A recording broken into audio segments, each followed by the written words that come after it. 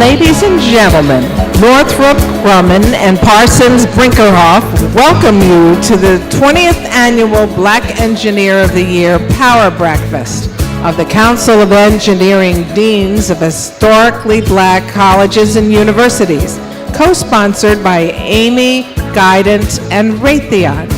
To begin our extraordinary morning, please welcome our hosts. Dr. Pamela Macaulay-Bell is a nationally recognized speaker, entrepreneur, noted technologist, and the president and CEO of Tech Solutions, Inc. She was also a recipient of the Bay Student Leadership Award. A native of Oklahoma and a graduate of the University of Oklahoma, Pamela became that state's first African-American woman to be granted a PhD in engineering. More recently, she received the prestigious honor of being named Distinguished Educator of the Year for 2004 by the Society of Women Engineers. Senior Vice President for Lockheed Martin's Corporate Strategic Development, Arthur Johnson is a graduate of Morehouse College, the Advanced Management Program at Harvard Business School, and the MIT Center for International Studies Seminar 21 program. He was also a recipient of the Black Engineer of the Year Award. From 1994 to 2000, Arthur served on President Clinton's Board of Advisors on historically black colleges and universities.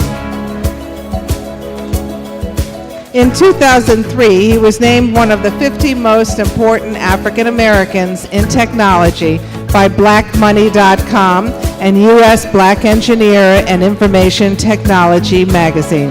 Ladies and gentlemen, please welcome Dr. Pamela Macaulay-Bell and Arthur Johnson.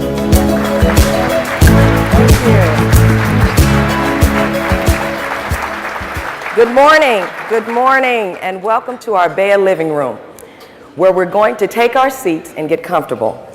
Art and I are delighted and deeply honored to host this gathering of the best and the brightest. Before 1964, blacks were almost always barred from higher education opportunities that were available to whites. So beginning in the latter part of the 1800s, historically black colleges and universities were founded. Today, these more than 100 colleges and universities form our rich heritage and are among the nation's most prestigious institutions of higher learning. Well, that's right, Pam. Among their distinguished graduates who form our heritage are Dr. Martin Luther King and W.E.B. Du Bois, Langston Hughes, Medgar Evers, and Mary McLeod Bethune, Booker T. Washington, Thurgood Marshall, Major General Wallace Arnold, and world-renowned artist Dr. John T. Biggers. These are some of the shoulders on which we all proudly stand. Arthur, when I look around at our audience this morning, this represents the continuum of black accomplishment. From students who are just beginning their paths, as I was when I came here 19 years ago, to professionals who have already made their mark and the deans who have helped to educate them. Well, speaking of our deans, at this time, we take great pride in presenting what has become a tradition at this yearly conference, the Dean's Processional, representing the engineering departments of many of our prestigious historically black colleges and universities. So let's welcome them right now. From Alabama A&M University, Dean of the School of Engineering and Technology, Dr. Arthur J. Bond.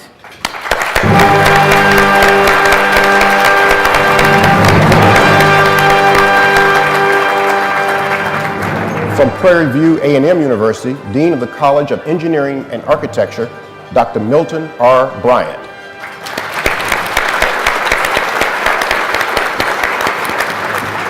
From Tuskegee University, Dean of the School of Engineering, Architecture, and Physical Sciences, Dr. Legan Burge, Jr.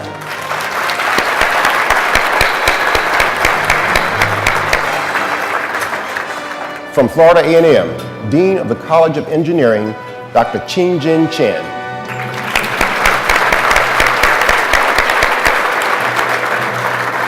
And from Morgan State University, Dean of the School of Engineering and Chair of this illustrious Council of Engineering Deans and founding Dean of the Black Engineer of the Year Awards, Dr. Eugene Deloach.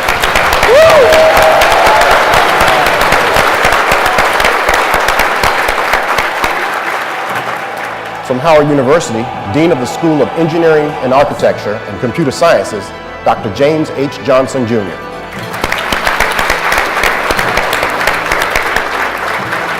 From Southern University and A&M College, Dean of the College of Engineering, Dr. Habib Mohammadin.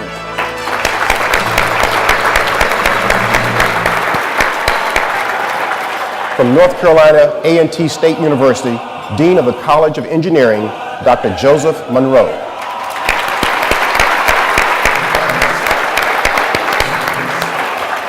From Tennessee State University, Dean of the College of Engineering, Technology, and Computer Science, Dr. Decatur B. Rogers.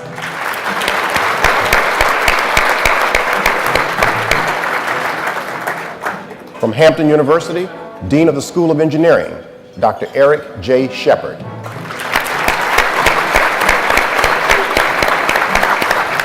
And from Jackson State University, Dean of the College of Engineering, Dr. Robert Wallen.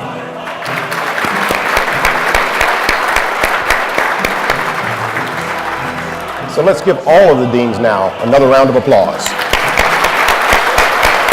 And stand up.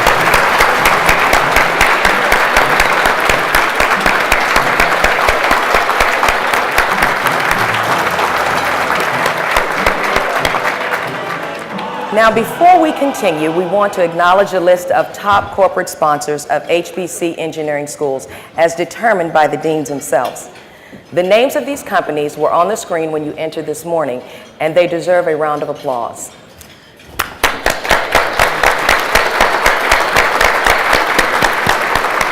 I also want to acknowledge that all of our music this morning was recorded by the world-renowned Morgan State University Choir under the direction of the late Nathan Carter. And now let's get on with our program, and you can have more breakfast.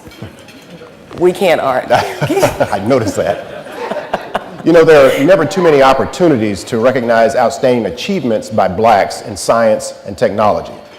This morning's special recognition awards were born of that philosophy, and we invite you to read more about these honorees in your programs. This evening, we will honor the Black Engineer of the Year, Linda Gooden.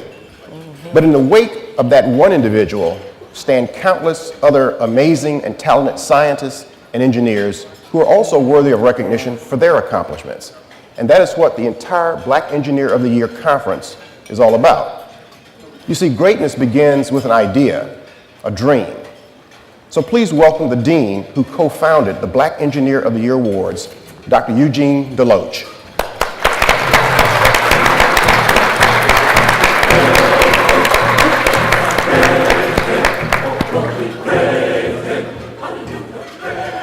Good morning.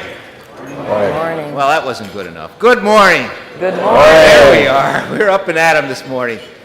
20 years ago, BEA came into being, and we announced and celebrated the very first Black Engineer of the Year.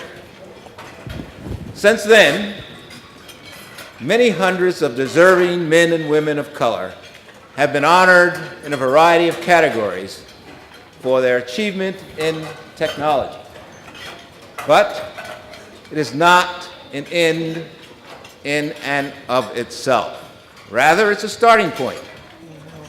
That's why, appropriately, the theme of our breakfast this morning is making our mark in technology, graduating to the next steps. In the big picture, we've only just begun to make our mark. Representation of African Americans in scientific careers is around 2%. However, the flame of inspiration and accomplishment has been ignited. We have seen what is possible in its light. We know we can do it because we've already done it. Now we must turn up the heat of passion for science, technology, engineering, and mathematics like never before. Members of the Council of Engineering Deans of historically black colleges and universities are also members of the Dean's Council of the American Society for Engineering Education. Each of us knows what we must do to fulfill the mandate that is ours. We are living and writing our own history of technology. And what is exciting is that this is just the beginning. Speaking of doing what we must do, my fellow deans and I want to celebrate the extraordinary work of Malika Hobbs of the Department of Energy. Malika took it upon herself to drive the effort to establish the Samuel P. Massey Chairs of Excellence at the historically black colleges and university engineering schools. That was so important to her that time and time again, she put her career on the line to make this happen. As a result of her diligence and unwavering focus, DOE has committed in excess of $25 million in technology research programs that are at the HBCU schools to establish the Massey Chairs.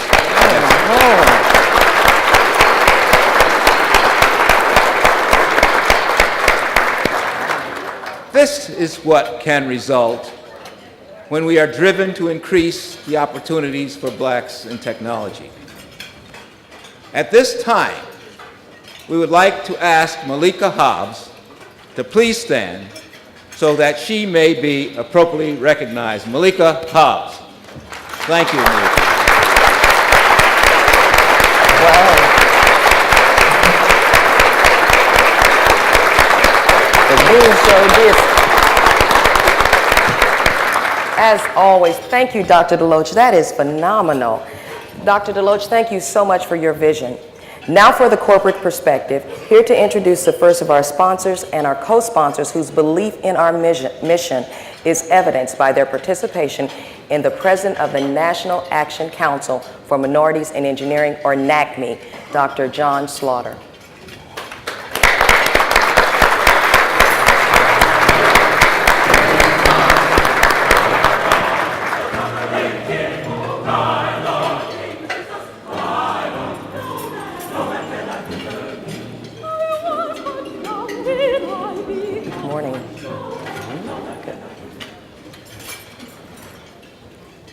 Good morning. Good morning. It's a great pleasure to have an opportunity this morning to welcome back the sponsor of our Dean's Breakfast for so many years. From Northrop Grumman, let's give a very warm welcome to its Chairman, CEO, and President, Dr. Ron Sugar.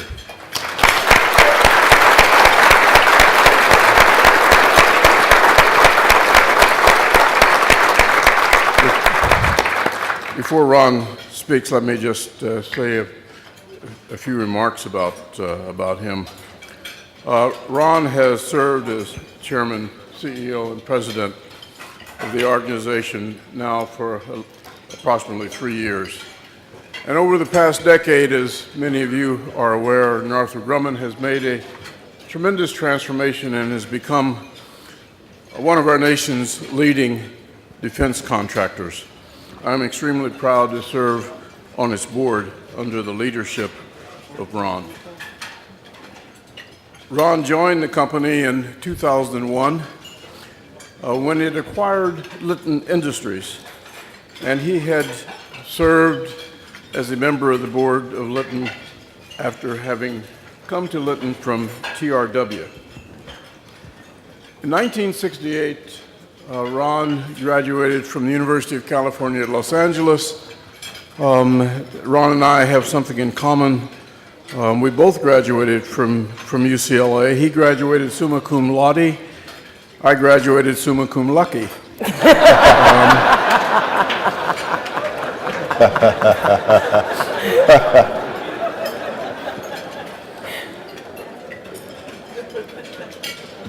When I told my mother about people graduating summa cum laude, she said, "You graduated laude laude." Thank you. Ron has his master's and his doctorate from UCLA in the same field of engineering. He subsequently completed executive education programs at Stanford, and the Wharton School, University of Pennsylvania, as well as Harvard. And in 1996, he was honored by UCLA as the Engineering Alumnus of the Year. And in 2003, he won the United States Marine Corps Foundation Semper Fidelis Award. It is a tremendous honor for me, personally and professionally, to introduce to you Dr. Ronald D. Sugar. Ron.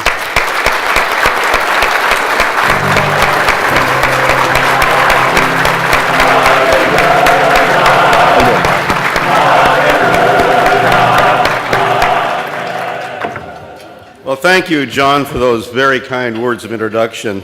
As he mentioned, he sits on Northrop Grumman's board of directors, which makes him one of my bosses, and this is the time of the year, because of salaries and raises and bonuses, that you want to be really nice to your directors. John, you're a terrific director.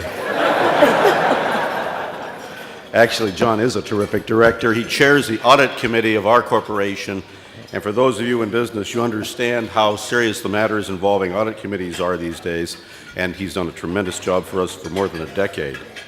20 years ago, John was the very first recipient, as you know, of the Black Engineer Award, and since that day, he has never stopped validating the judgment of those who chose him to receive it.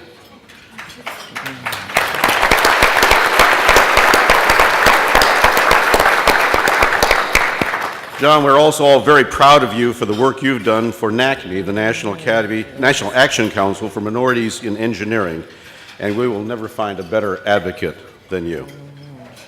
Well, I count it a singular honor to address this body today to discuss important issues that affect our nation and our world. This Black History Month is a poignant one. We spend it mindful of the life and work of Coretta Scott King.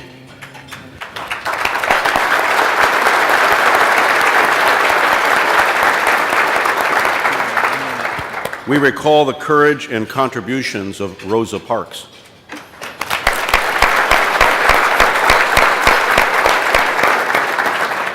And we also remember the lives of Shirley Horn, as well as one of America's great success stories, John H. Johnson, the founder of Jet and Ebony magazines.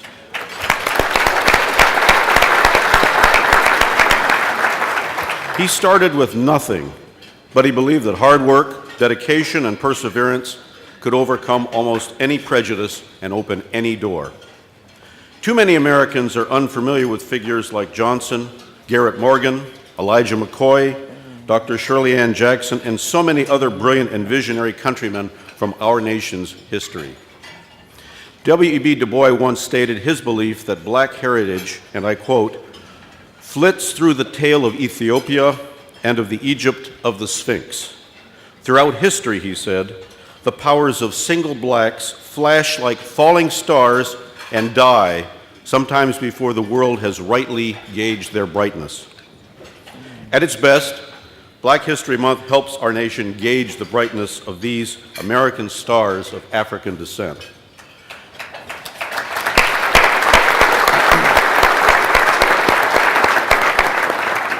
But too often, promoting the contributions of Black Americans leaves the impression that their contributions have benefited only Black America and not America at large. Well, Events such as those of this weekend are important because they help dispel this misconception.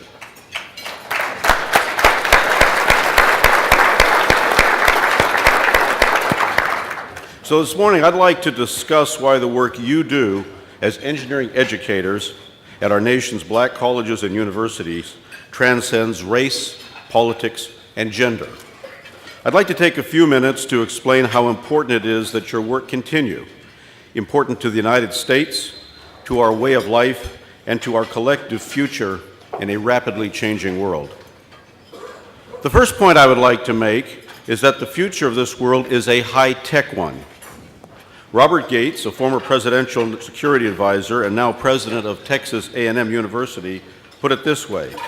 He said, irreversible changes in the world mean that more than ever before, America's economic future, its security, and its place in the world depend upon scientific research and technological innovation.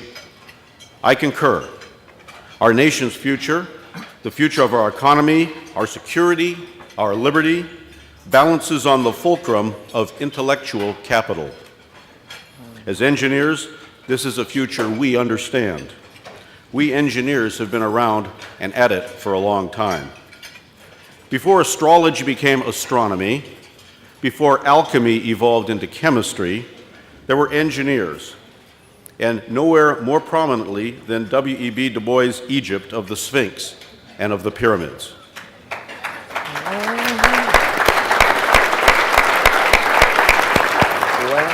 The work of those ancient African engineers still amazes us today.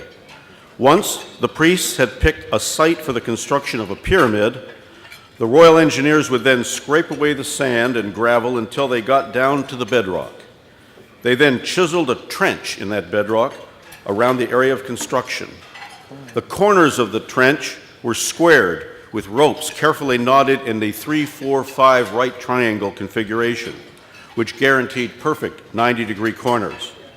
The trench was then filled with the waters of the Nile, and the bedrock was smoothed to the level of the water before they started hauling the enormous blocks from the quarry.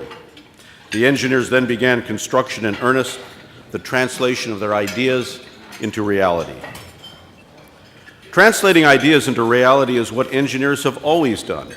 Since time immemorial, engineers have been central to the quest for knowledge, innovation, and the creation of intellectual capital. Virtually every Western thinker and visionary since the Greeks has been in agreement on one point, that the human condition advances no faster than the proliferation of knowledge. In our own time, it has been an army of anonymous engineers who have given us the first worldwide information infrastructure to make that knowledge proliferation possible through computers, satellite communications, and the internet. 5 centuries ago, the invention of the printing press made knowledge more accessible and changed the world. Through modern information technology, the engineers of our age have increased the accessibility of knowledge 1,000,000-fold. One reason intellectual capital is so important is because mankind is just getting started.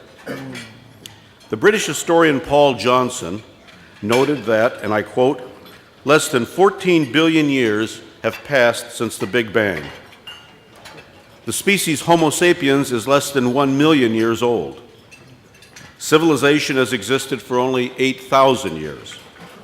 The Industrial Revolution occurred less than 250 years ago. We've harnessed electricity for only about 150 years and atomic power for only a half a century. The rate of advance is accelerating very fast indeed, yet the pace is going to quicken at a speed we cannot now imagine. We are only at chapter 1 in the story of humanity and its glories," unquote. High-tech intellectual capital is more important than ever, and this is where you come in. The second point I would like to leave you with this morning is just how important you are to the creation of that capital, and as such, you have your work cut out for you. If you listened to the President's State of the Union speech last month, you heard him call for a major national effort to increase America's competitiveness through increased research funding, R&D tax credits, and the training of more science and math teachers.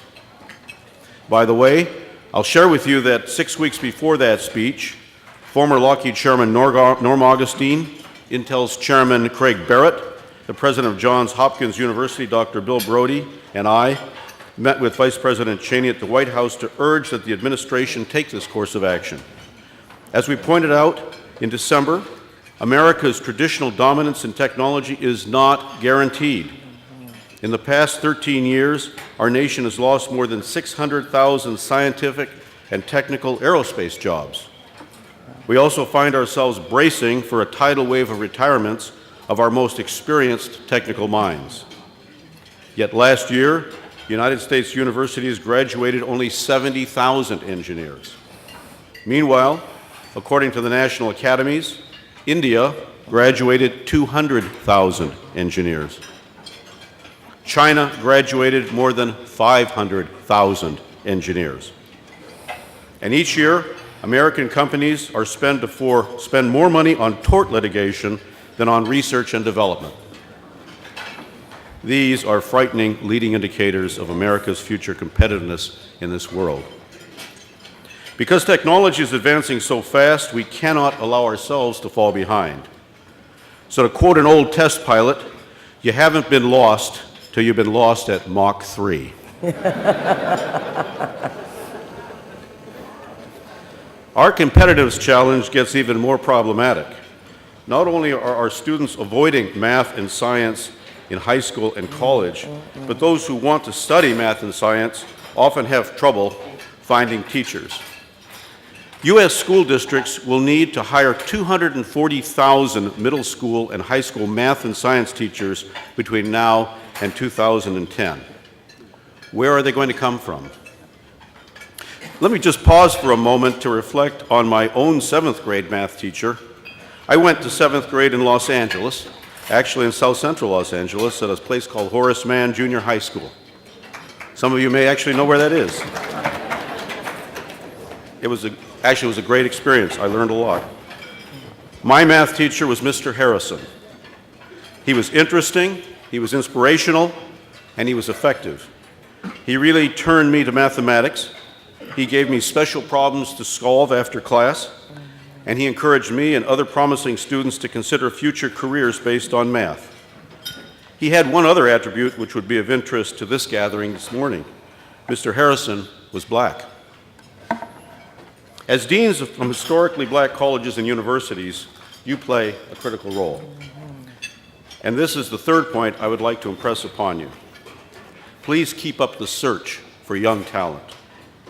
In your role as educators, your institutions are critical by helping to find and educate the technical talent of tomorrow. Human capital that might otherwise go undeveloped. Young people whose contributions might otherwise remain unavailable to a nation very much in need of them. As I've said before, inspire our youth and give them a mission, and they will amaze us.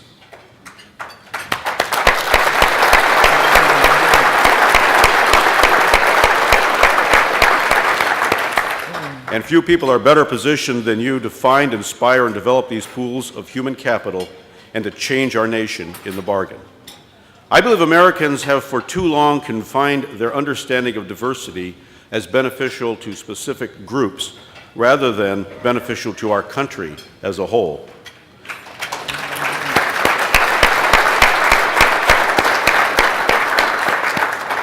It's clear, however, that the more inclusive a nation is of women, people of color, and other differences, the more prosperous and advanced it is, and the better off its people will be. The evidence in favor of diversity, thank you. The evidence in favor of diversity is everywhere in our modern world, and the lessons of history are also clear. Exclusion is the enemy of progress, and I assert that circumstances today call out for Americans to reevaluate ethnic and gender diversity. It's no longer simply a matter of redress, charity, or philanthropy. Diversity is now a vehicle for expanding our nation's intellectual capital to the benefit of everyone who values America and our place in the world. My company, Northrop Grumman, is striving to do its part. For the past 2 years, over 40% of the many thousands of college graduates we have hired have been women and people of color. We actively participate in national and local diversity career fairs and career fairs at historically black colleges and universities. We financially support several of your colleges and universities, and we recruit from many more. We have a major partnership, for example, with Alabama A&M University that supports a science and math tutoring center for local middle school and high school students. And right here in Baltimore, we have established a program called Worthy. It stands for Worthwhile to Help High School Youth. It's designed to encourage high school students from challenged environments into engineering fields, and it provides them with mentoring and partial scholarships for college.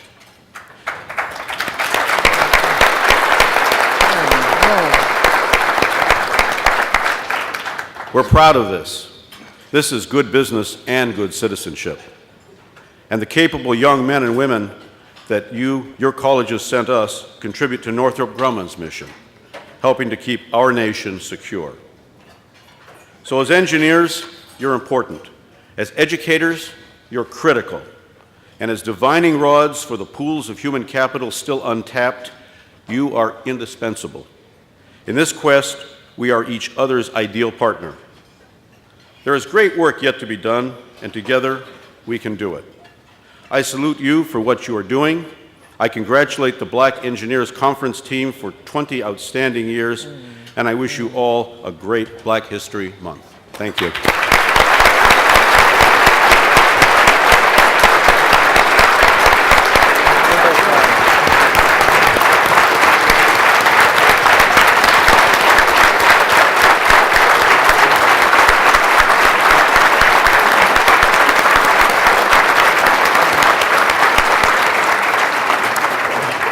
That was wonderful. Thank you so much, Dr. Sugar. In a moment, we will be meeting our honorees. In their acceptance remarks, they are asked to respond to one of the following questions. Why is it important to you, professionally and personally, to make your mark on technology? That's the first question. Or, who was a person or people in your life who motivated you and inspired you to graduate to the next level? And what are you doing to help others? Now, it's our pleasure to introduce the first of our Student Leadership Award recipients. Norina Dixon entered the University of Maryland as a GEM Fellow for her Master's in Computer Science. When she graduated in 1998, she joined the company Booz Allen Hamilton and quickly made a name for herself by designing software solutions for demanding clients. Ladies and gentlemen, the recipient of the 2006 GEM Student Leadership Award, Norina Dixon.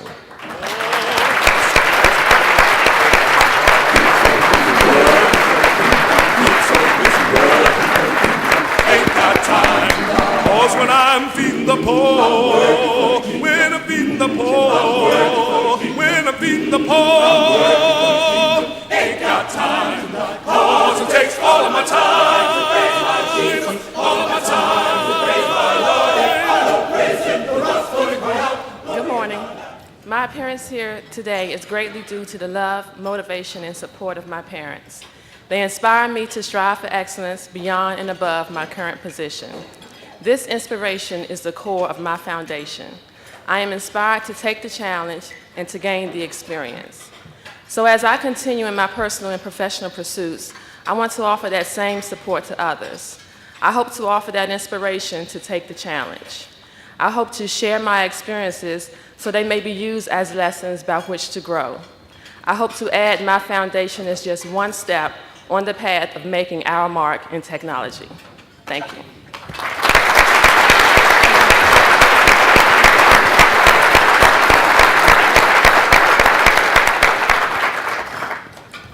And now it's our pleasure to welcome to our podium from the School of Engineering at Alabama A&M University, Dean Arthur J. Bond.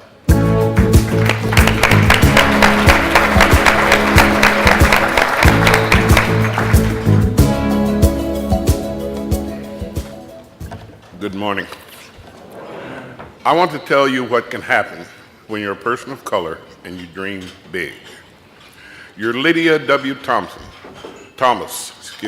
President and CEO of Mitratech. And your advice to the next generation, and I quote, is, young people coming to the work environment need to know a few simple things. The first is how to do your job. The second, to keep on top of what's going on. And the third is to keep on learning. You're Reginald E. Davis, a graduate of Morehouse College, who today is CEO of Atlanta region of Wachovia, the nation's fourth largest bank. You're Anthony R. James, President and Chief Executive Officer of Savannah Electric and Power Company, and one of the few blacks in the power industry.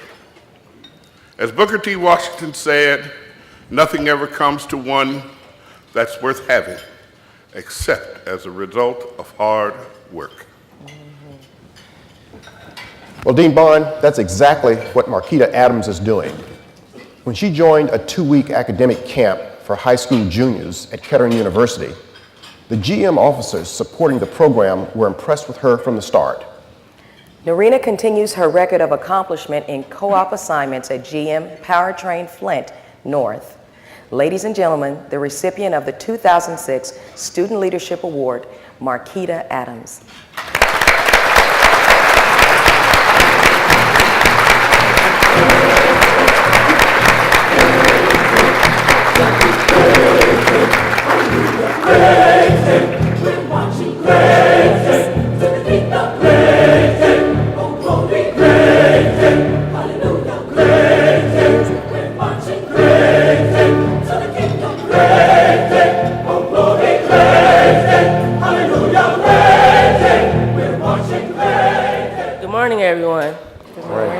I stand before you as a first-generation college student.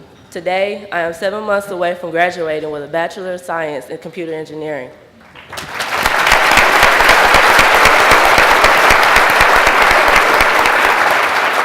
Thank you. I attribute all that I am to God and my mother. We all are familiar with God, so let me tell you a little bit about my mother, Mary Adams. Simply put, she is a phenomenal woman, my inspiration and my biggest cheerleader. She instilled in me the desire to learn and to strive for only the best. Without her encouragement, I would definitely not be here before you today. As the saying goes, the world is your oyster. I am blessed to have 2 loving parents and friends who are my guiding lights. Thanks to them, I am no longer a grain of sand. Each day, I am one step closer to becoming a pearl. Thank you.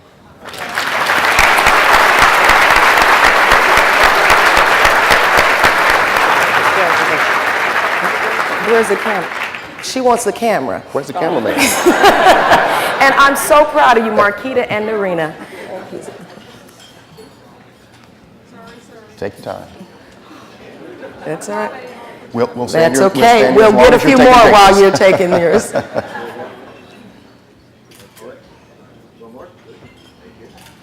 Congratulations, baby. All right. I have a special place in my heart for the student winners because, 18 years ago, that's the award I won. So, I was very young.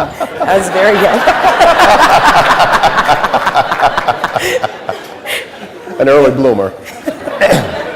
Okay, so now let's meet our next honoree.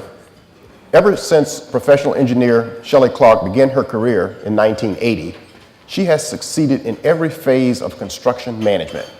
Ladies and gentlemen, a recipient of the 2000 Special Recognition Award, Shelley Clark.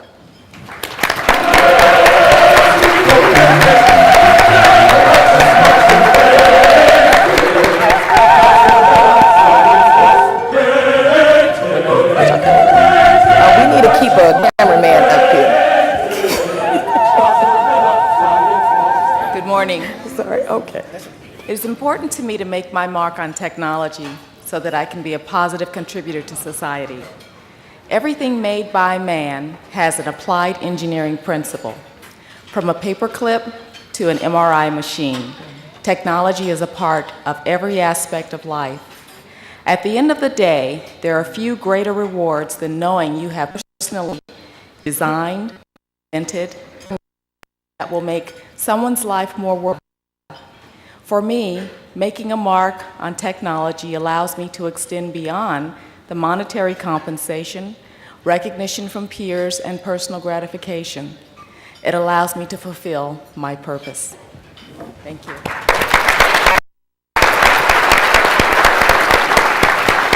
Oh, they don't want us to.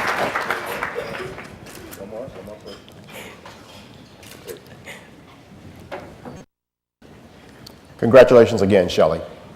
Now let's welcome from Prairie View A&M University's College of Engineering and Architecture, Dean Milton R. Bryant.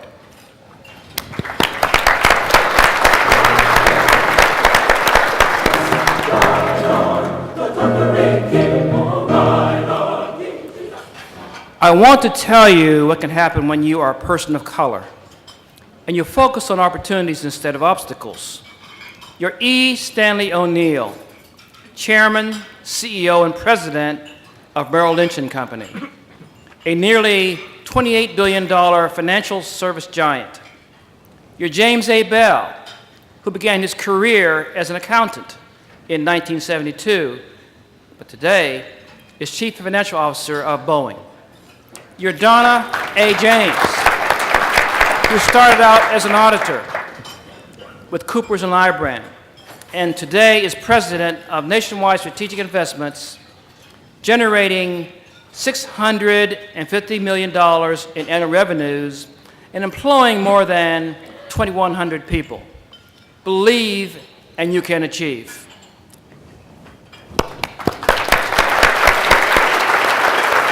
Thank you, Dean Bryant. Now from Tuskegee University School of Engineering, Architecture, and Physical Sciences, let's welcome Dean Legan Burge, Jr.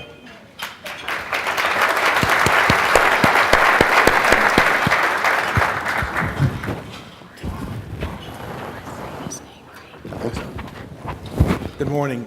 I'm here to tell you what can happen when you're a person of color and you take advantage of your God-given talents. You're Emerson U. Fullwood, who was born in the small town of Supply, North Carolina. One of those little places we like to call resume speed.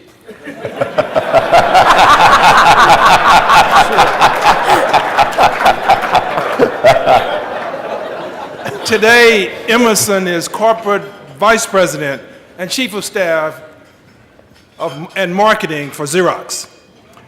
You're George Hamilton, who began selling plastics to the auto industry in 1977. Today, he is president, Dow Automotive.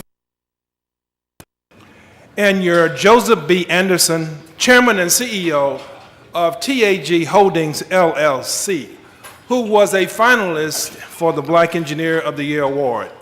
Early on, he and the infantry platoon he commanded in Vietnam were subjects of the highly acclaimed Academy Award-winning documentary film, The Anderson Platoon. Having the guts to do what it takes does lead to glory. Thank you, Dean Burge. That describes our next honoree, Dr. Solomon Asifa, who was raised in poverty in Addis Ababa, Ethiopia. His rich mind overcame his lack of material wealth, and he ultimately earned a full scholarship to the Massachusetts Institute of Technology.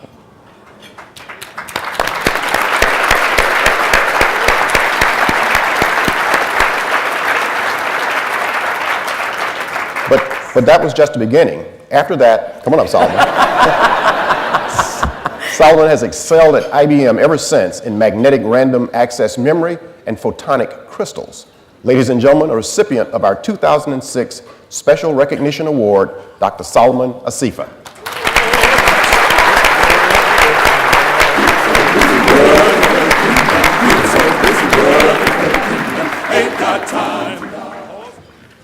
I stand here before you because I've been fortunate enough to work on innovative technologies as a scientist.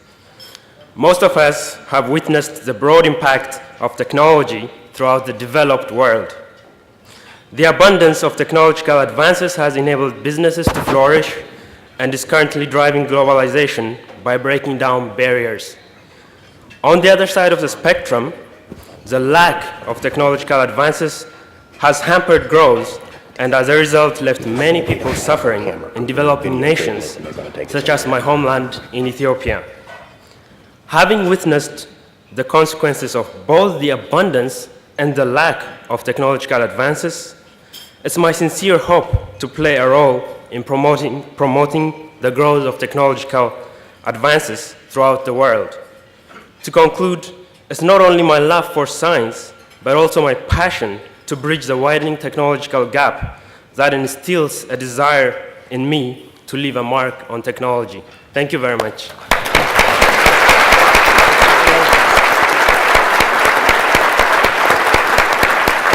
Congratulations. Now please join me in welcoming one of our committed co-sponsors from Raytheon, Chief Diversity Officer Hayward Bell.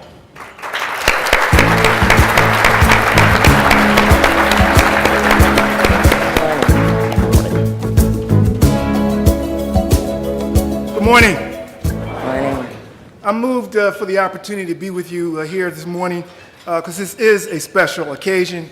It's a special time, and we are recognizing some special people.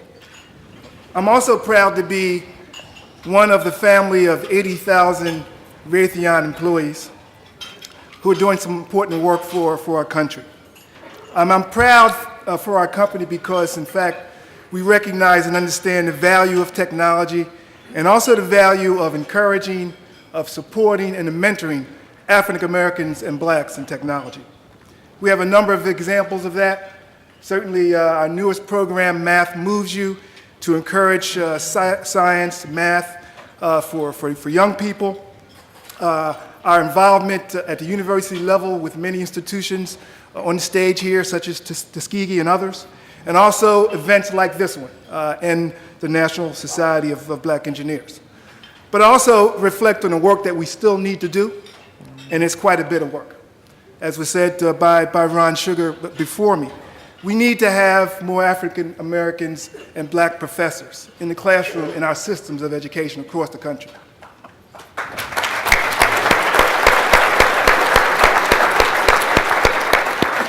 I would challenge particularly our HBCUs to do more outreach in the community at the elementary and middle school level, where actually the seeds are frequently planted.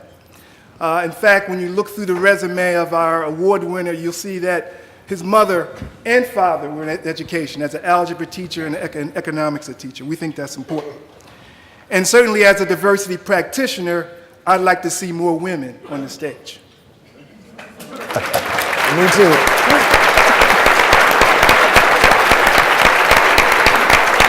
Now, we have plenty of work to do going forward, so we'll work on that tomorrow. But for right now, let's meet our award recipient.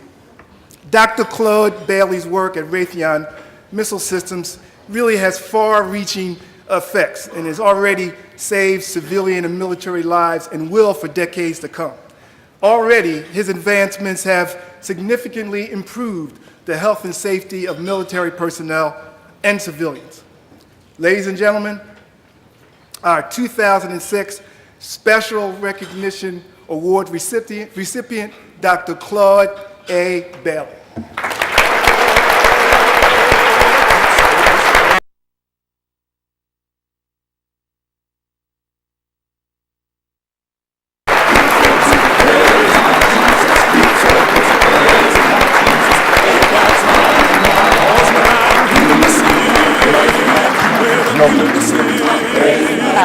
The Raytheon as a camera. Ain't got time, cause it takes all of my time, all of my time. Thank you, Hayward. While maturing as a child in the Mississippi Delta, my parents instilled with me the predilection to attain anything in life. One must aspire towards perfection in his or her every endeavor. This presumption has served me well as an advocate in my quest to transcend the boundaries of my knowledge to new and unexplored regions of technology. After 31 years, I would like to tell my parents that I finally understand the key that to being successful at any endeavor, one must be motivated by a highly concentrated learning environment with the love and support of my family and friends. Thank you.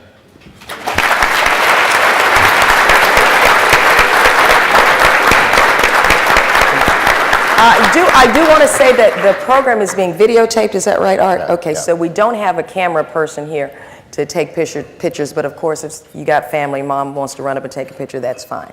Okay, now it's our pleasure to present our next co-sponsor. Please welcome Vice President, Vascular Intervention for Guidant, Sam Conaway.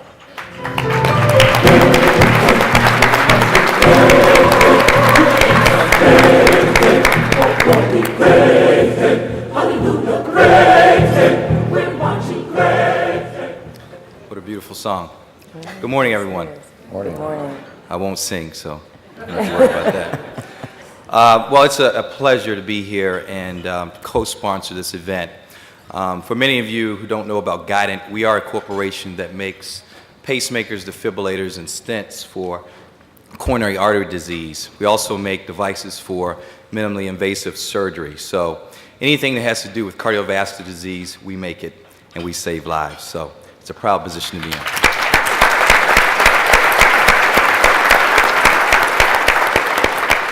Thank you. It would be nice to think that we attract talent to our company because we're a world-class leader in cardiovascular medical products.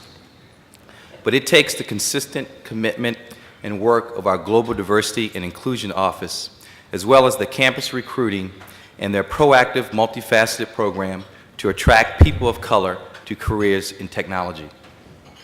Our efforts are evidence of the priority we place on this goal. Guidant participates on the board of corporate affiliates of Black engineers, recruiting Black engineers from the Society of Black Engineers, national and regional conferences, and historically Black colleges and universities such as Florida A&M. We also regularly recruit Hispanic candidates at the University of Puerto Rico. As a part of our recruiting process, we encourage all campuses to establish strong relationships with either the National Society of Black Engineers or National Black Masters of Business Administration Association for Black Students, Industrial Partners Council for Hispanic students, and Corporate Partnership Council for women. To help minorities become more aware of our biomedical industry, Guidant reaches out and partners across the board through diverse publications, affinity group networks, talks at conferences, and most importantly, through our relationship with Career Communications Group. We're members of the Corporate Partnership Council and the Industry Partnership Council. To assist our employees once they become on board, because that's the critical part, Guidant has a program called Bridge. It's a formal mentoring program that pairs employees with senior level staff. We also regularly nominate distinguished people of color for national awards to highlight Black achievement in our industry. Guidant's future depends on continuing to recruit talents like Lamont Baker and Awa Ennis,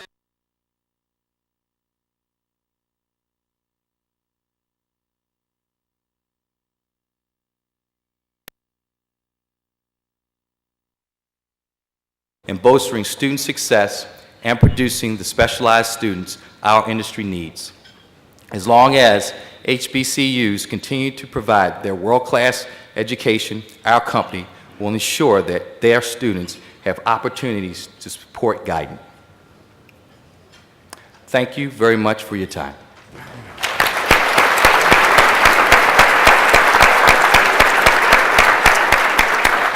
Now let's meet our next honoree. Otis Brooks joined the staff at Johns Hopkins Applied Physics Lab last year. He has been actively involved in the Joint Strike Fighter program as a technical leader on the JSF analyst team. Ladies and gentlemen, a recipient of the Special Recognition Award, Otis Brooks, Jr.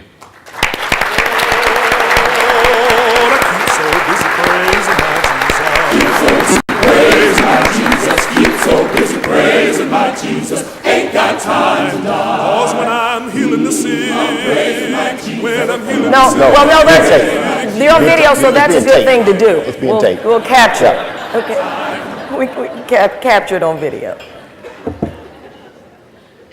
Breathe, Otis, breathe. Okay. Good morning. Good morning. Actually, those in my life who inspired me to graduate to the next level are different from the people in my life who gave me the tenacity to keep going.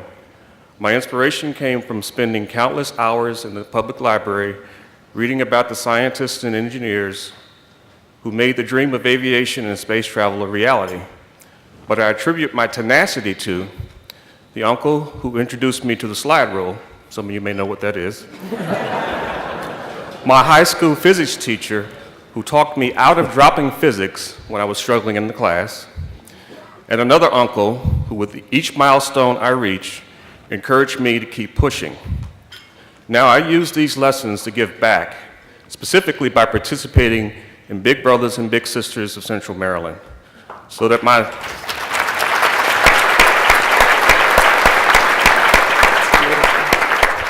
so that my 9-year-old little brother, who incidentally is in the audience this morning, will be inspired to graduate to the next level. Thank you.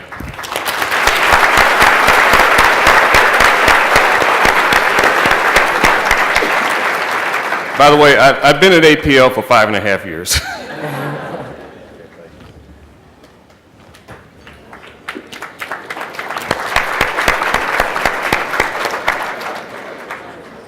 Now from Florida A&M's School of Engineering, let's give a warm welcome to Dean Chen-Jin Chen.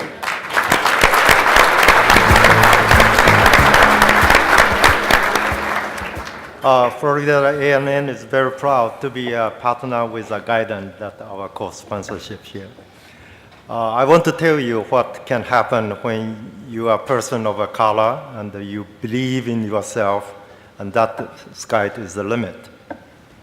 You are Colonel Frederick D. Gregory, Deputy Administrator for the National Aeronautics and the Space Administrations.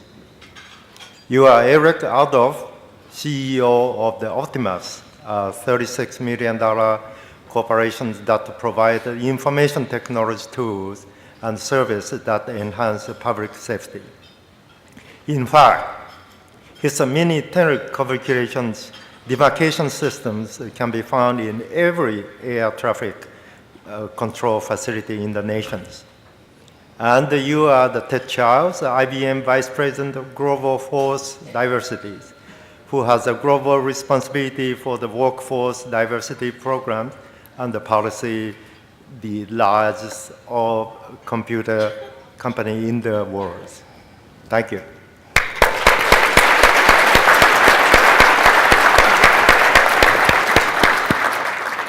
Thank you, Dean Chen. At the MITRE Corporation, innovator Thomas C. Irvin Jr. is responsible for providing the federal government with the critical analyses that have led to convictions in the high-profile computer virus and worm cases that have plagued networks around the world. Ladies and gentlemen, please welcome the recipient of the Special Recognition Award, Thomas C. Irvin Jr.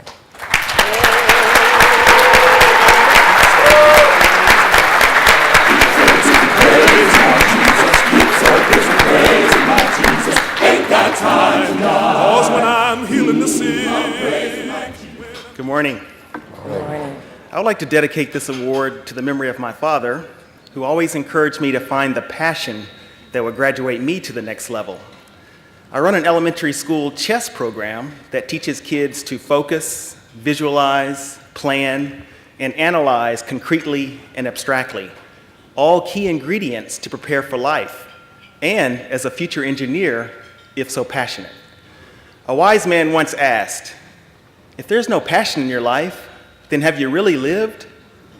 Find your passion, whatever it may be, become it, and let it become you.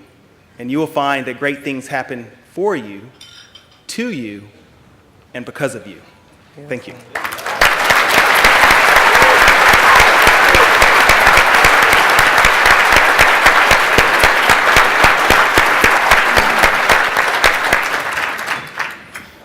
Now, ladies and gentlemen, from Morgan State University, here's the Dean of the School of Engineering, Dr. Eugene Deloach.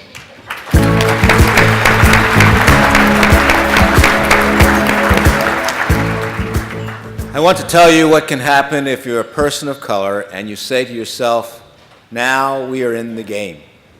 You're Cecil B. Pickett, president of Schering-Plough Research Institute, who heads the pharmaceutical research arm of Schering-Plough. You're Dan Packer, CEO and president of Entergy New Orleans, and the nation's first African American to manage a nuclear plant. And you're Joe Haskins, president and CEO of the Harbor Bank of Baltimore and leading African American banker, who says, it's easy to get into business. The hard part is staying in business. Amen. Well, It's all about knowing that, yes, I can. Even as a young child from humble beginnings, Patrick Gerdes had been telling himself, yes, I can. He arrived in the United States with his family from Haiti and quickly learned that what you want, you earn. He earned his bachelor's degree at MIT and his master's at Stanford University. At MITRE Tech, Patrick provides system engineering support for the new National Medicare Drug Benefit Program. ladies and gentlemen, the recipient of a 2006 Special Recognition Award, Patrick Gerdes.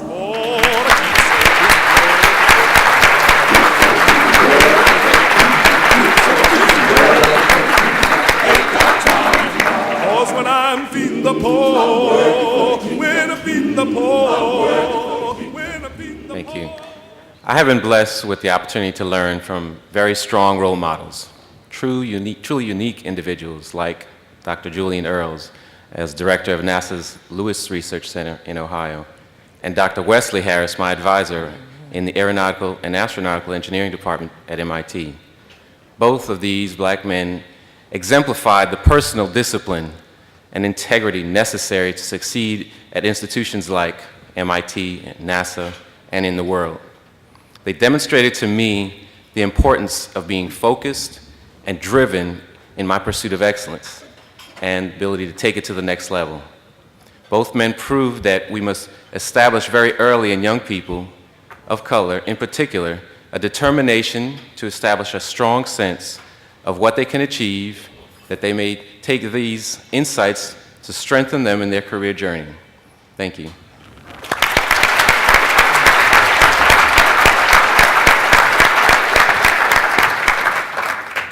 And now from Howard University's School of Engineering, Architecture, and Computer Sciences, please welcome Dean James H. Johnson, Jr.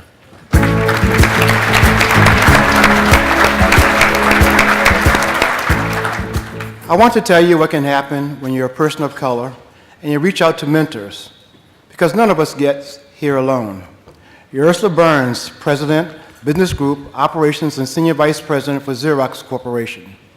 You're John W. Thompson, a Florida A&M University graduate who went on to become Chairman and CEO of Sematech Corporation, the largest maker of security software.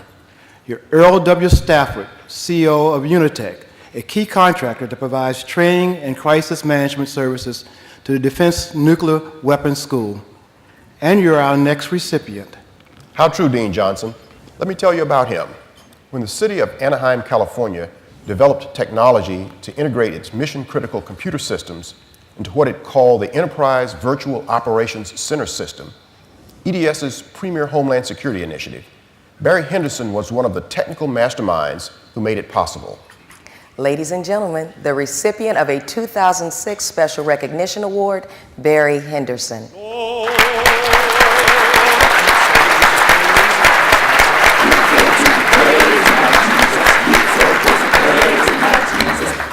Cause when I'm healing the sick, when I'm healing the sick. Thank you. I'm humbled by this award. This award has special meaning to me because as I am honored here today, I must give special recognition to those whom had a large and huge impact upon my life. I am the embodiment of my parents, Pat and Earl Henderson, who instilled upon me the passion of learning and to always reach higher aspirations. Actually, it was my father, an electrical engineer, who in particular first began to nurture my interest in computers and technology when I was at the age of 12 by teaching me my first computer language. As I have moved through my career, I've become a teacher myself, taking time to instruct technical and college classes and mentoring others. I hope to be an inspiration in someone's life who may one day be here accepting a similar award. Thank you.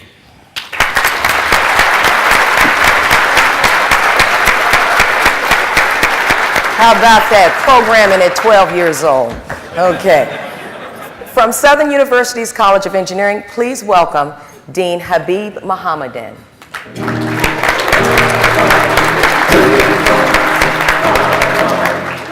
Good morning. I'm here to tell you what can happen when you're a person of color. And your determination outweighs your deterrence.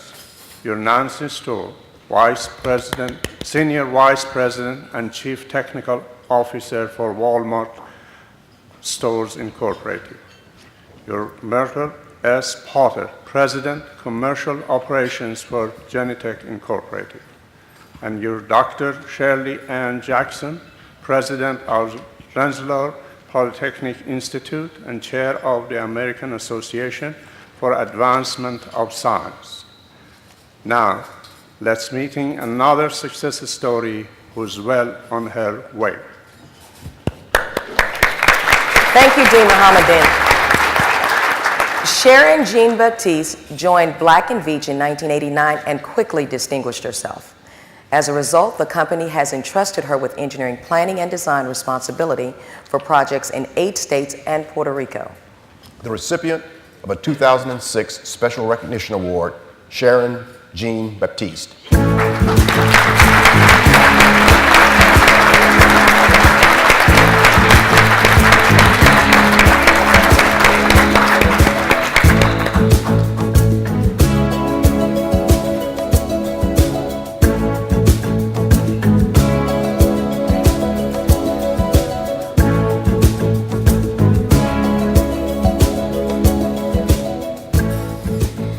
Good morning. Good morning.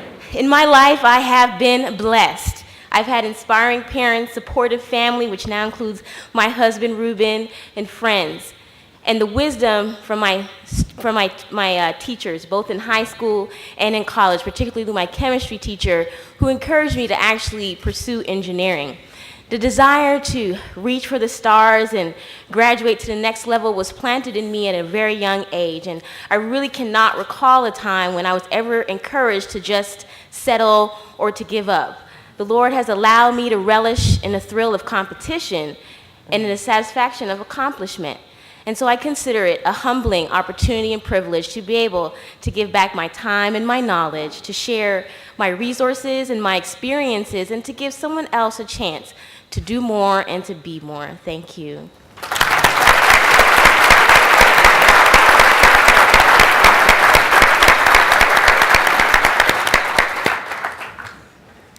And now let's welcome from North Carolina A&T University's College of Engineering, Dean Joseph Monroe. Good morning. I want to tell you what can happen when you are a person of color and you substitute pride for prejudice. You're General Lord Fig Newton, Executive Vice President of Pratt & Whitney. You're Errol B. Davis, Jr., Chairman and CEO of Alliant Energy. You're Belinda G. Watkins, Vice President of Network Computing and IT Operations for FedEx Services Incorporated. And you're our next honoree. Thank you, Dean Monroe. Dr. Paul Judge is the technical visionary who led the earliest and most effective innovations in email security and anti-spam technology. He's recognized as one of the foremost authorities on messaging security.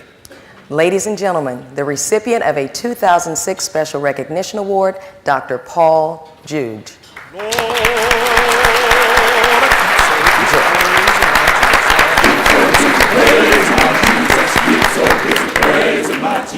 Ain't got time, cause when I'm healing the sick, when I'm healing the sick, when I'm healing the sick. Good morning. I thank you for this recognition today. Both humbled by it and encouraged by it, and encouraged to continue on my quest to make my mark using my medium of technology to change the world. My favorite thing about this space, about what we do, is the fact that it's this beautiful blend of kind of pure human thought and creativity on one side, and this precise engineering on the other side. I mean, it's one of the areas in the world that allows the most direct translations from pure human thought and creativity to something of value, something of substance, something that can change lives and change the world. So the people in this room are perfect examples of doing that and executing that. So it's a pleasure to join you this morning, and I'm confident that we'll all continue on our quest to make our mark, our collective mark on the world using our medium of technology. So again, thank you.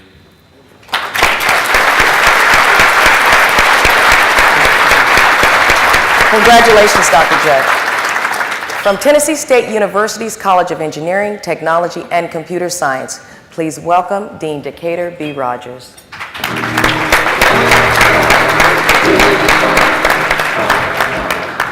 Good morning. I'm here to tell you what is possible when you think positively and look at life through rose-colored glasses, even when those glasses may be a bit cracked. You're Art Harper, CEO and President of GE Equipment Services, a $4.7 billion GE subsidiary. You're John Watkins Jr., Senior Vice President and Chief Information Officer for Fairchild Hiller Semiconductor Corporation. You're Joseph R. Cleveland, CIO of Lockheed Corporation. All right. And you're our next honoree who knows what it's like to keep his eye on the prize. Joe's one of my colleagues at Lockheed Martin. Imagine that. Yes, Dean Rogers, Reginald McGregor never lost sight of his dream. As a result, he changed direction from working in the retail industry to become a highly respected project engineer. Ladies and gentlemen, please welcome the recipient of a 2006 Special Recognition Award, Reginald McGregor.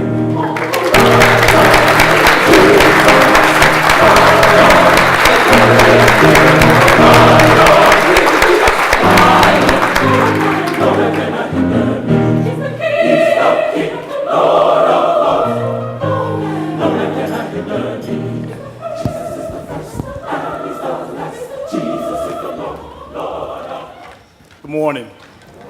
It's so appropriate to have Dean Rogers speak before me. At the age of, in the 5th grade, it was the first campus I went to, Tennessee State.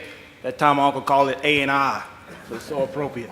Wow. I'd like to thank Rolls-Royce for their support, for those who took time out of their busy schedule to be here with me on this morning. And I'd also like to thank those who put this forum together, to afford us the opportunity to meet and greet and network with these great leaders and pioneers. As the question was posed, who inspired me and what am I doing to help others? I am thankful for my mother, a school teacher for 23 years, who pushed me to excel and become a beacon for others. She would preach to me, Reginald, your success is not based on who you become, but Reginald, your success is based on who you help become. Well.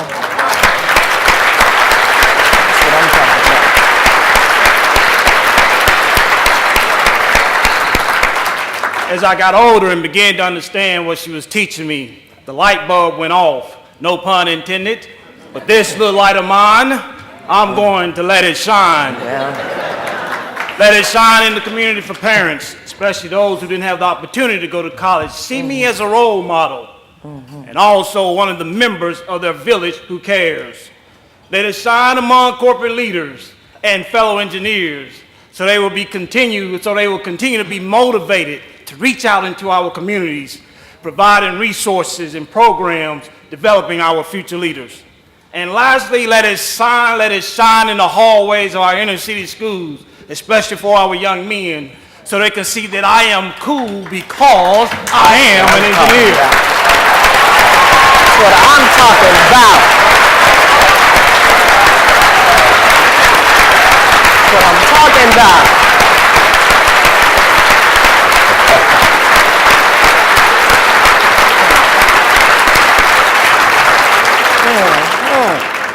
Redefining big baller, shot caller to me, managing multi-million-dollar projects, leading design teams and integrated product teams, utilizing utilizing our cutting-edge technology, and also kicking it with some of the most intelligent scientists, engineers, and technologists in this world. This little light of mine, I'm going to let it shine. Let it shine, let it shine, let it shine. Thank you. What I'm talking about.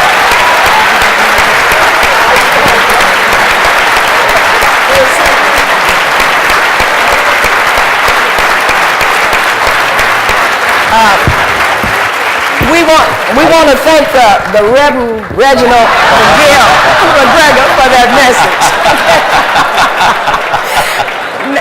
Now from Hampton University School of Engineering, please welcome Dean Eric Shepard.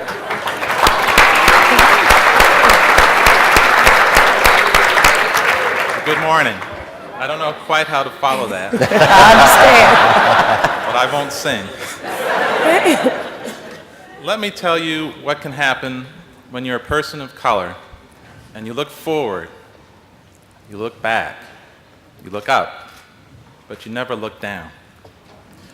You're Linda Gooden, President of Lockheed Martin Information Technology.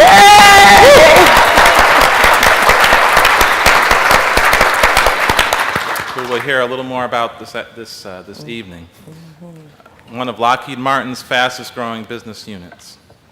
You're William D. Smith, President of Parsons, Brinkerhoff, Quaid, and Douglas Incorporated.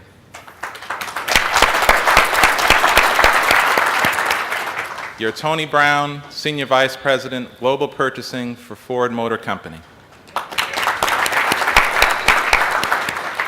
You're Norma B. Clayton, Vice President, Supplier Management.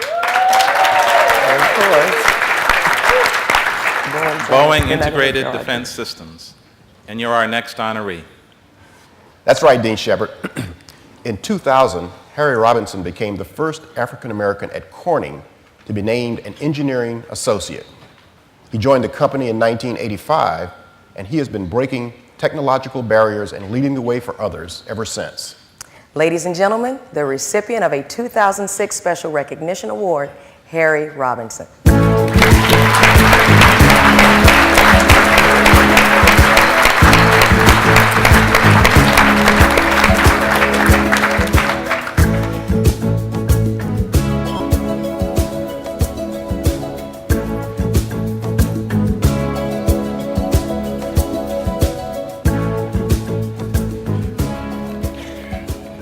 Good morning. Good morning. I had a real long speech prepared, but they cut it down to 1 minute. Thank you all for this prestigious award. I appreciate this more than you'll ever know. If my parents were alive today, they'd be the proudest people in the world. My mother always taught me to finish what we started. Don't be a quitter. My father, AKA the professor, armed with his GED, he educated everyone. He read and learned a lot, and he passed that knowledge and pride on to his children. My wife Lori and Keyshawn and my niece believed in me even during times when things were extremely difficult. There's one special person, my hiring manager, Damon Osterhout, said he saw something in this young man from New York City. He trusted and believed in my abilities. Damon is here today and showing that support. Now I show my support by mentoring and coaching other people in Corning's coaching program. I'm going to ad-lib real quick, because one person I coached on the formal system has now also achieved her engineering associate, and she is only the third female in Corning's history to get that award. Wow.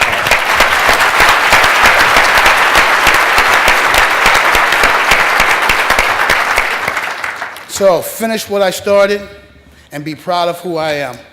Thank you again for this award.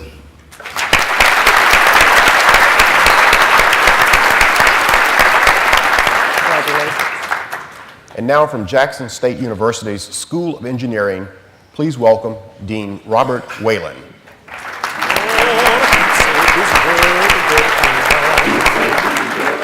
Good morning. Good morning. I'm delighted to be here on behalf of Tiger Engineering to relate what's possible when people of color observe other people of color and see enormous accomplishment. You're Jerry DeVard, Senior Vice President, Brand Management and Marketing Communications for Verizon Communications Incorporated. Can you hear me now? You're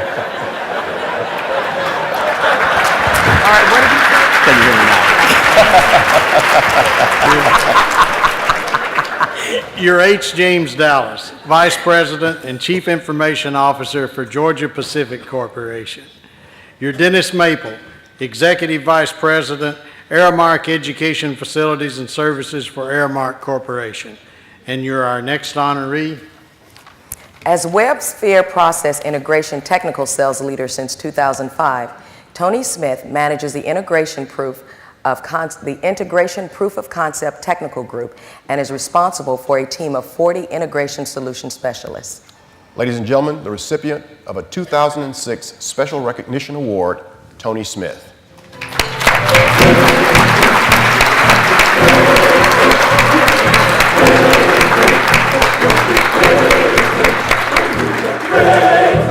We're marching crazy, the beat of crazy.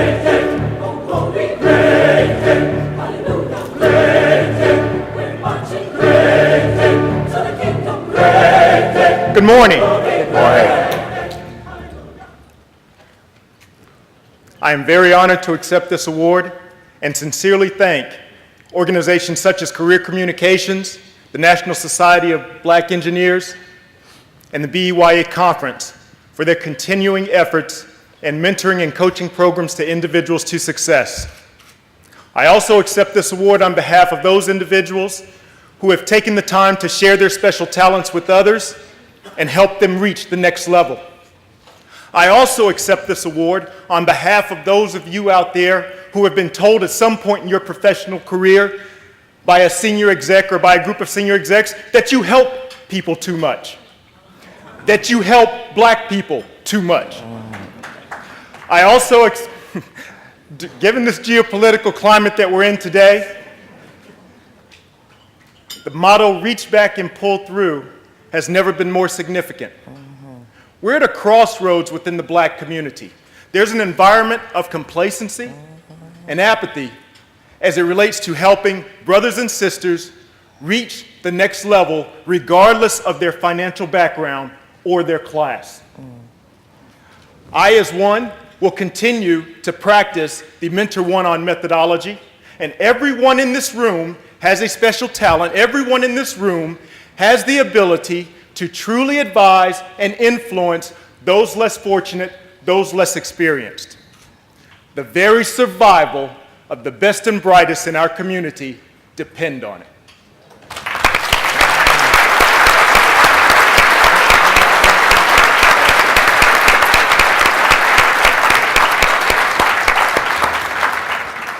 It's certainly clear why our award recipients are receiving this recognition this morning.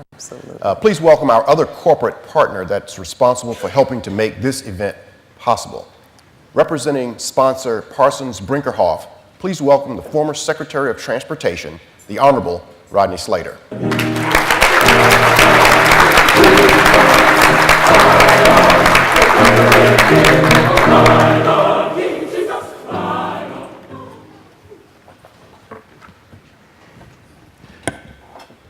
The music, beautiful and challenging. For some days I feel like a motherless child, and I've been buked and I've been scorned and I've been talked about as shows your bone. Oh, but there is a balm in Gilead. Well, to make the wounded whole, there is a balm in Gilead to heal the sin-sick soul. Today, we have not only felt the balm's presence, but we have witnessed it in the lives of the deans and the institutions of higher education here represented, in the giving nature and support of the corporate sponsors, Northrop Grumman and our co-sponsors and Parsons Brinkerhoff. We have felt it in the expressions of those who we have stopped long enough to give honor for through their work and their effort. That honor is truly due. And so in that spirit, I offer words of thanks to the parents who were mentioned, those who would go without that their young might have. There is the story of the pelican bird, which it is said would not eat so as to feed its young. And when there was no food, it is said that this bird would take its very beak and jab it into its chest and feed its young. I dare say we have heard mention of those kinds of parents here this morning. Those who will work from can't see in the morning until can't see at night. Dusk to dawn, kin to kin.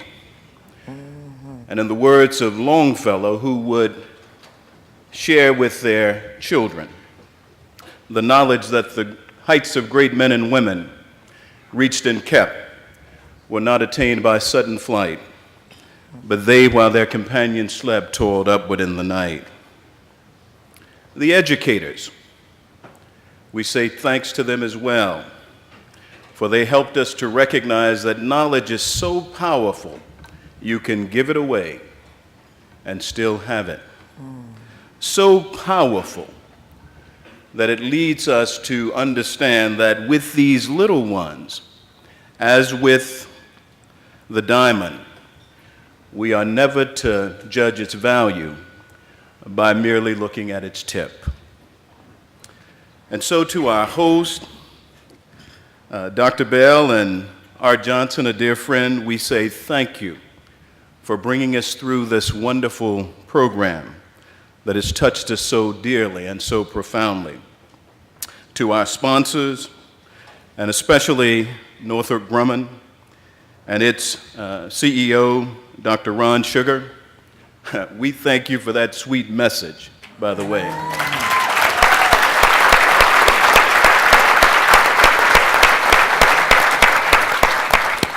And I think it would be good, I know that it's been videotaped, the morning power breakfast, but I think that's the kind of message that should be distributed to all of us for reflection and for quoting. It is significant that the CEO of a major company would utter the truth of those words, the importance of this organization, the critical nature of this organization, the indispensable quality character of this organization. To Dr. Deloach and to all who make up the Council of Engineering Deans, thank you for your leadership as well. And then as a transportation secretary, closing with these words, as we continue to move to the next level, let us remember the stony roads that we have trod, feeling the bitterness of the chastening rod felt in days when hope unborn had died. Yet with a steady beat, have not our weary feet come to the place for which our mothers and fathers sighed. That's why they wanted to take those pictures. That's right. That's why their chests were bursting from the seams as they watched their child come forward and as they reflected on the journey over which they had traveled. To Tyrone Tyburn and the others who work so hard to make this a wonderful conference every year, we thank you as well. And then, when we will surely face the days, Dr. Bell and Mr. Johnson, where we seek to take it to a new level, and there are the doubts and the fears. For just as the shadow follows, there are always the doubts and the fears. Let us take comfort in the words of Paul as he spoke to Timothy, as reflected in so much that has been said this morning. Let us, as Paul said of Timothy, Bill Smith and Parsons Brinkerhoff and all of the others like Bill who have been our engineers of the year, let us recall for others as we surely have recalled for ourselves those words of Paul. O Timothy, when I call into remembrance the faith that is in thee, which dwelt first in thy grandmother Lois and in thy mother Eunice, and I am persuaded is in thee also. I say to you, let us stir up the gift of God that is within all of us, knowing that God has not given us a spirit of fear, but of love and power and sound mind. Thank you. Thank you. Thank you, Mr. Secretary.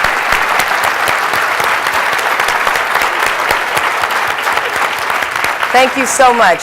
We have almost had church art. I promise we will not give a benediction, okay? Ladies and gentlemen, I know you all want to join us in congratulating and celebrating our distinguished award recipients.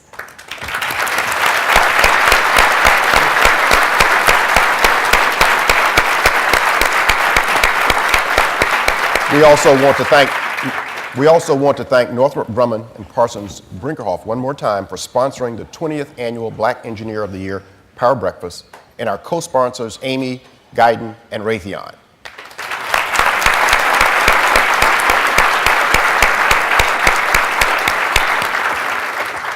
And in closing, I'd like you to just keep in mind, in whatever endeavor we attempt, may we all graduate to our next steps.